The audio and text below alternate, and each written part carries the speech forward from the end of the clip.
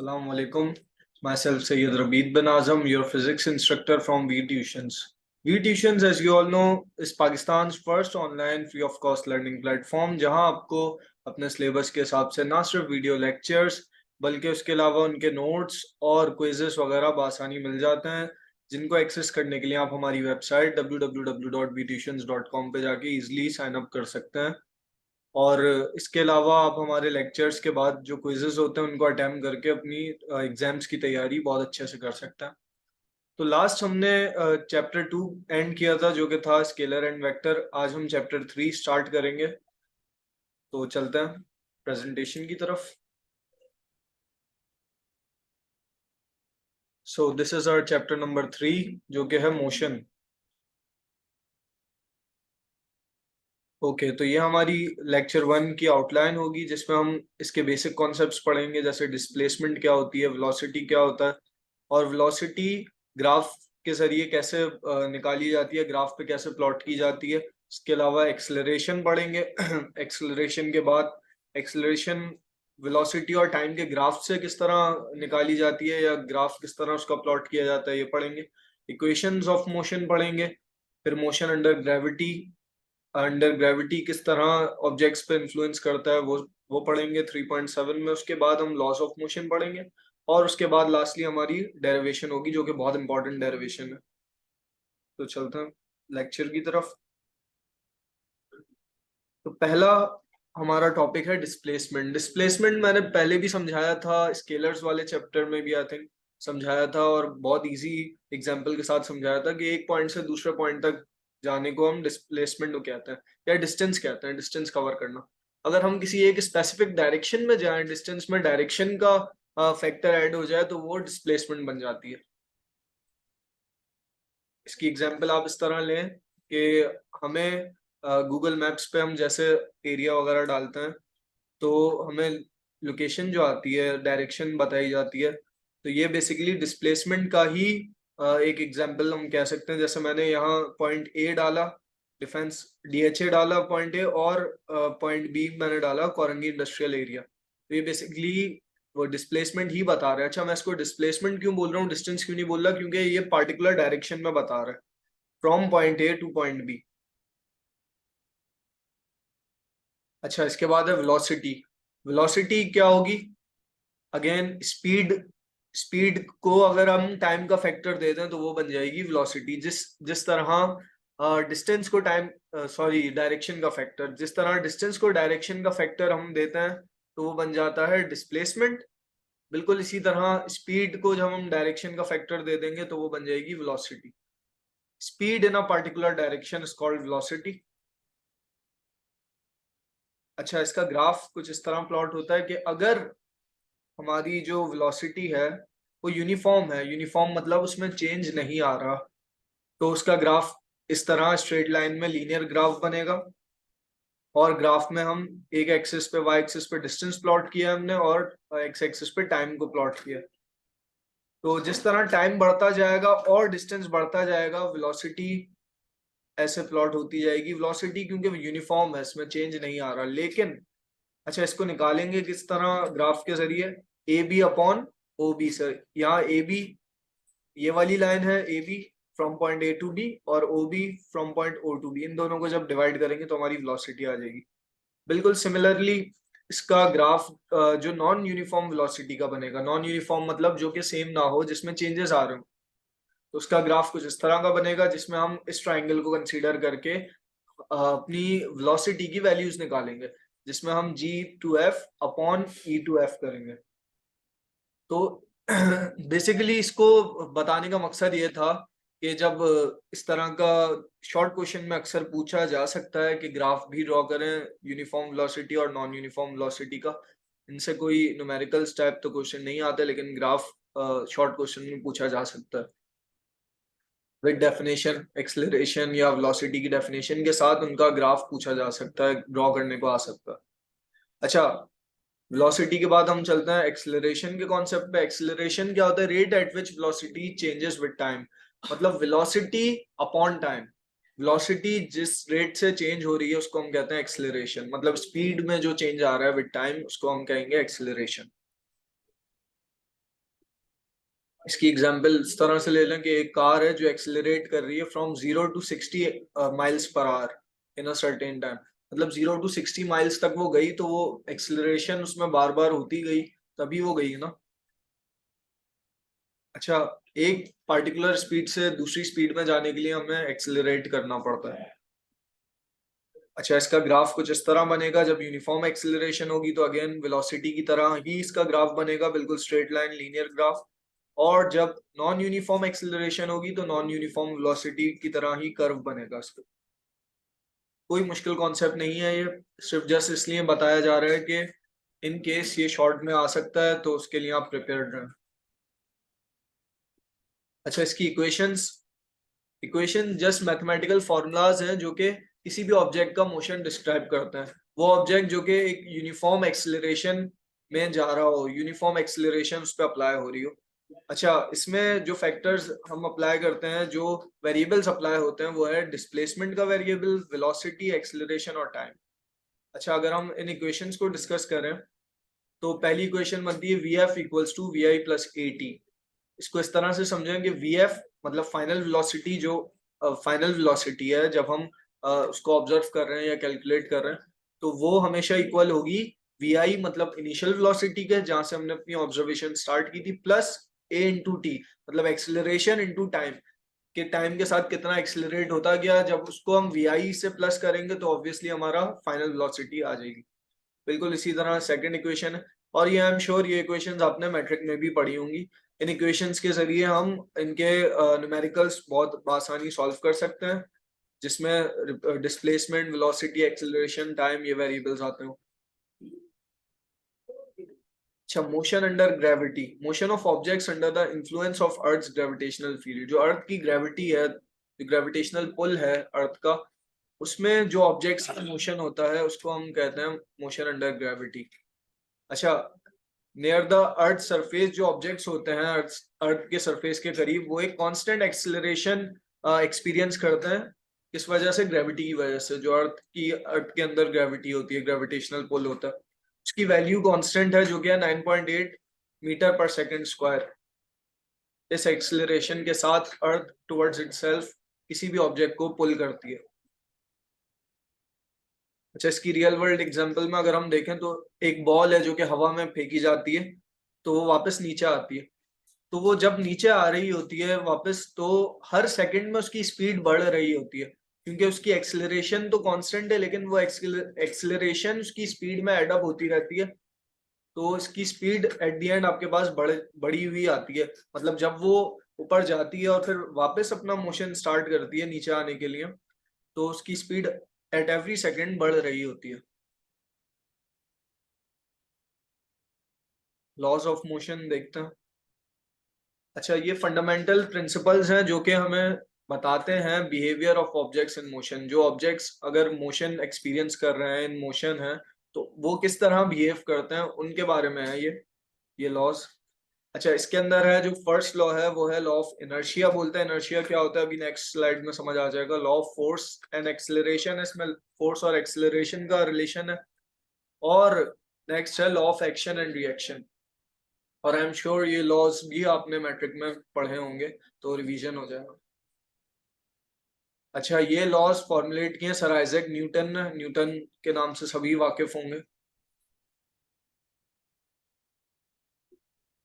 अच्छा, first law of motion क्या बोलता है, जिसे हम लॉ ऑफ इनर्शिया भी बोलते हैं। A body remains at rest और continues to move with uniform velocity until it is acted upon by an unbalanced force।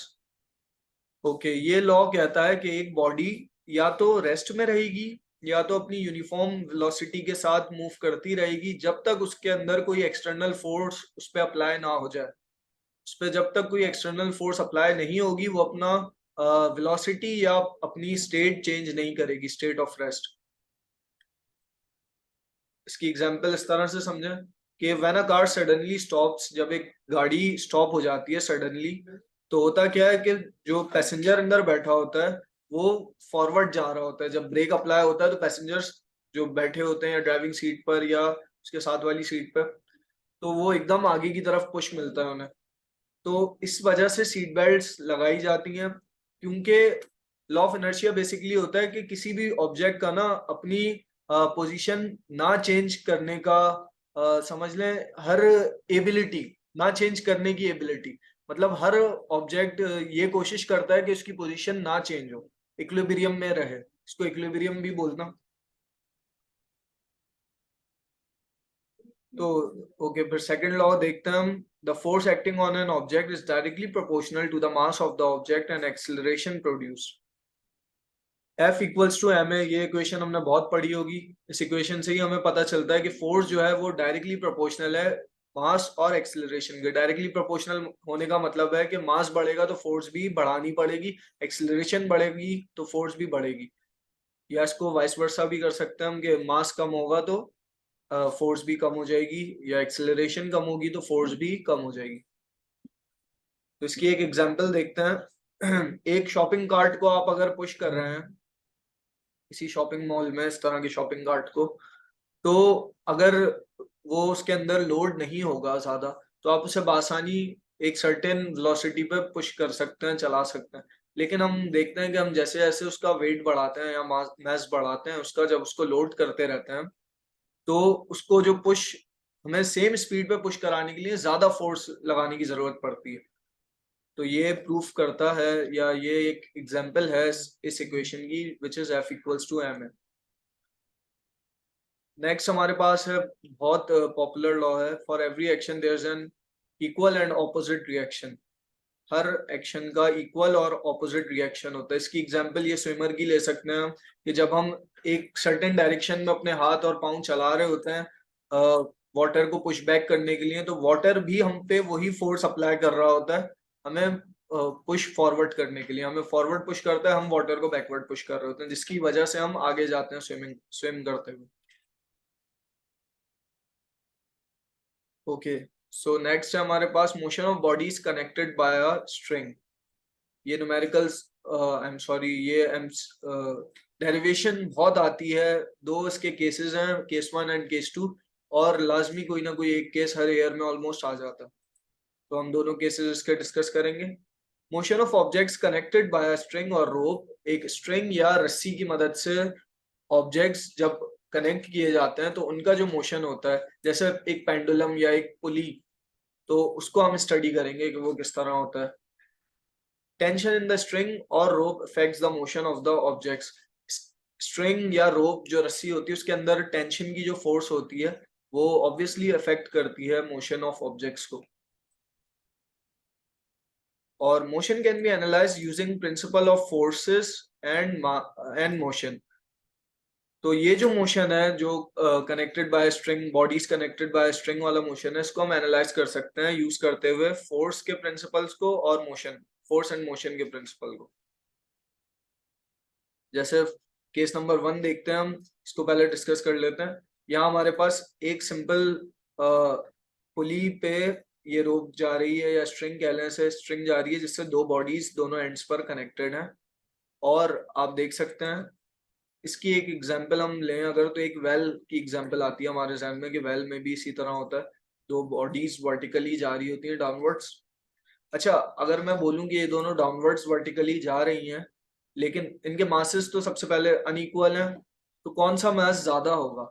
जो ऑब्वियसली जो ज्यादा नीचे जा रहा होगा वो ज्यादा मास होगा। तो यहाँ हमारे पास m1 ज्यादा है और m2 कम है, मतलब स्मॉलर मास है। तो इसकी डेरिवेशन की तरफ चलता है। थोड़ी सी इसकी wording, consider two bodies of unequal masses m1 and m2 connected by a string which passes over a frictionless pulley। इस पुली में फ्रिक्शन नहीं है, फ्रिक्शनलेस है। अच्छा, यहाँ late m1 be greater than m2। यहाँ हमने ये लेट किया है या सपोज किया कि m1 ग्रेटर है m2 से।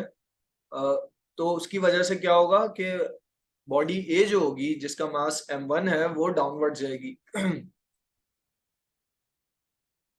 तो यहाँ हमारे पास, जस्ट अ मिनट, यहाँ हमारे पास एक्सेलरेशन बन जाएगी ए। एक्सेलरेशन को हम ए से डिनोट करेंगे और टेंशन को टी से, जिस तरह हम आमतौर पर डिनोट करते हैं।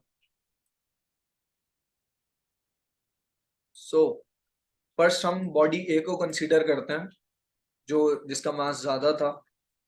उस पे फोर्सेस जो लग रही हैं बॉडी ए पे वो है हमारे पास, एक तो उस बॉडी का वेट m1g और दूसरा है टेंशन इन द स्ट्रिंग। ये दो फोर्सेस लग रही हैं। वेट क्योंकि towards the centre of earth होता है उसकी डायरेक्शन, तो वो डाउनवर्ड्स एक्ट कर रहा है, और टेंशन इन द स्ट्रिंग वो अपवर्ड्स एक्ट कर रही है। अच्छा, since body A is moving downwards, क्योंकि बॉडी ए भी डाउनवर्ड्स मूव कर रही है, तो ऑब्वियस सी बात है कि जो फोर्स उसे डाउनवर्ड्स मूव करा रही है वही ज्यादा है, तभी बॉडी भी डाउनवर्ड्स मूव कर रही है। तो यहाँ हम इसको इस तरह लिख सकते हैं कि जो W1 मतलब वेट 1 है वो ग्रेटर है टी के, टेंशन से ग्रेटर है, बड़ा है।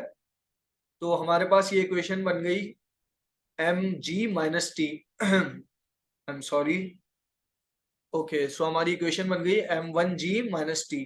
m1g क्यों बनाई हमने m1g माइनस टी? क्योंकि m1g बना है w से, w इक्वल्स टू mg की इक्वेशन से, और w की वैल्यू जो है वो ज्यादा है, तो t को जस्ट इसमें से हम सब्ट्रैक्ट कराएंगे और ये इक्वल हो जाएगी हमारी m1a के।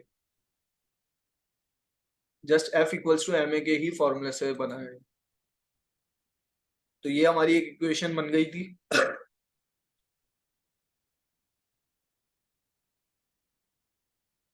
ये हमारी इक्वेशन 1 थी, और हम इससे आगे बढ़ते हैं।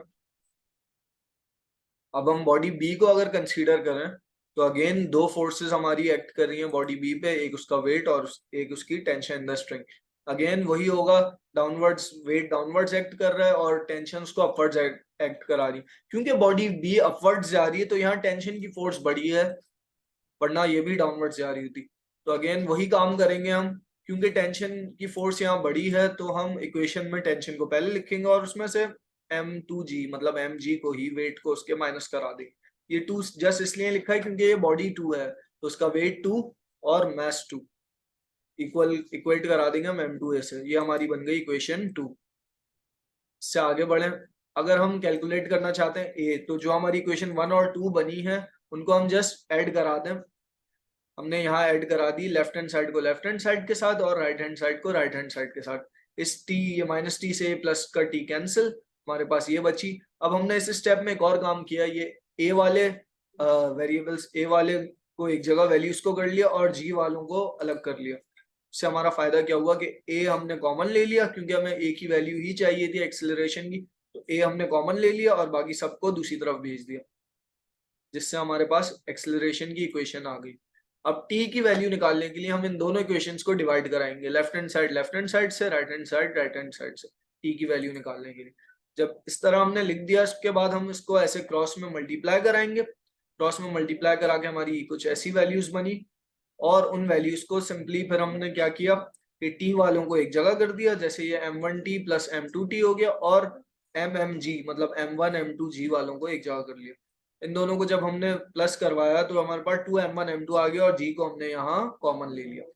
अगेन t को भी यहाँ कॉमन ले लिया और m1 प्लस m2 आ गया। क्योंकि हमें t की वैल्यू चाहिए थी तो इस m1 प्लस m2 को हमने इक्वल टू के दूसरी साइड पे भेज दिया, क्योंकि ये वहां मल्टीप्लाई हो रहा था तो इक्वल टू के दूसरी साइड पे आगे डिवाइड हो गया।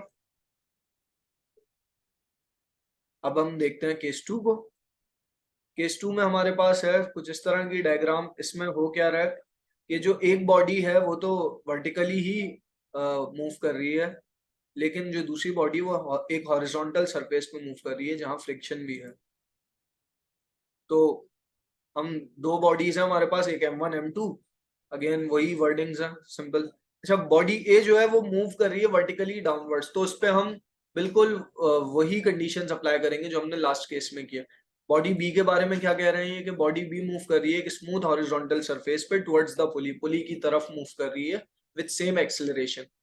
सेम एक्सेलरेशन मतलब जो बॉडी ए की एक्सेलरेशन है वर्टिकली डाउनवर्ड्स की, उसी सेम एक्सेलरेशन के साथ body be towards the pulley move कर रही है। अगेन यहाँ हमारी एक्सेलरेशन ए हो गई और टेंशन हमारी टी हो गई। अब हम बॉडी ए को जब कंसीडर कर रहे हैं तो अगेन मैंने जैसे कहा था कि केस 1 में जो हमने काम किया था अगेन वही काम होगा। यही इक्वेशन बनी बॉडी ए के लिए, और बॉडी बी पे 3 फोर्सेस एक्ट कर रही हैं। पहले 2 कर रही थी क्योंकि फ्रिक्शन नहीं थी वहां, या रिएक्शन फोर्स भी कह सकते हैं हम, reaction force of the surface. अब यहाँ हमारे पास 3 फोर्सेस आ गई, एक टेंशन, एक वेट और एक रिएक्शन फोर्स ऑफ सरफेस। अब हमने क्या करना है कि since weight and reaction force are equal and opposite, they both cancel each other.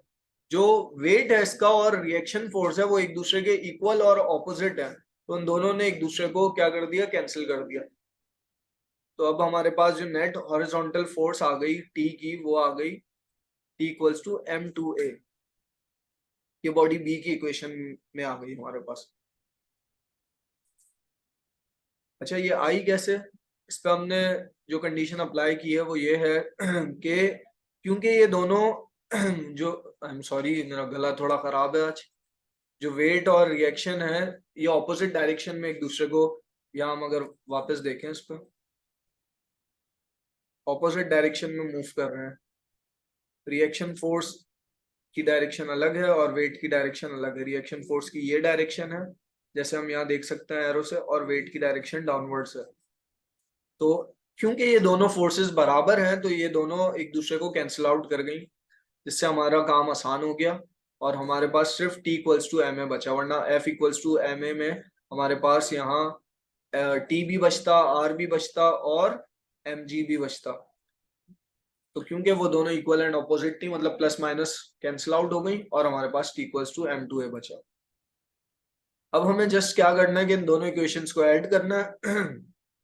इन दोनों इक्वेशंस को ऐड किया जब हमने, तो हम टी से प्लस टी से माइनस टी कैंसिल हो गया और हमारे पास एक ये सिचुएशन बन गई। इस सिचुएशन से हमने अगेन ए को अकेला किया, इंडिपेंडेंट किया, और ए को इंडिपेंडेंट करके हमारे पास एक इक्वेशन बन गई जो कि एक्सेलरेशन की इक्वेशन है।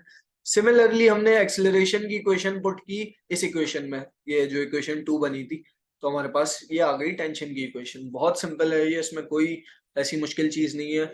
इन केस आपको फिर भी ये समझ ना आए तो आप मैसेज कर सकते हैं हमारी व्हाट्सएप कम्युनिटी पे। जो स्टेप समझ ना आए उस पर हम दोबारा एक वीडियो बना सकते हैं या आपको ऑन एट द टाइम ही समझा सकता हूँ। मजीद वीडियोस देखने के लिए, लेक्चर्स देखने के लिए और इसके अलावा क्विजेस और इंस्ट्रक्टर के हैंड रिटन नोट्स एक्सेस करने के लिए हमारी वेबसाइट पे जाएं, हमारा यूट्यूब चैनल सब्सक्राइब करें और दूसरे सोशल मीडिया प्लेटफॉर्म्स पे भी हमें सब्सक्राइब करना ना भूलें। Thanks for watching. मिलेंगे फिर नेक्स्ट वीडियो में। अल्लाह हाफिज।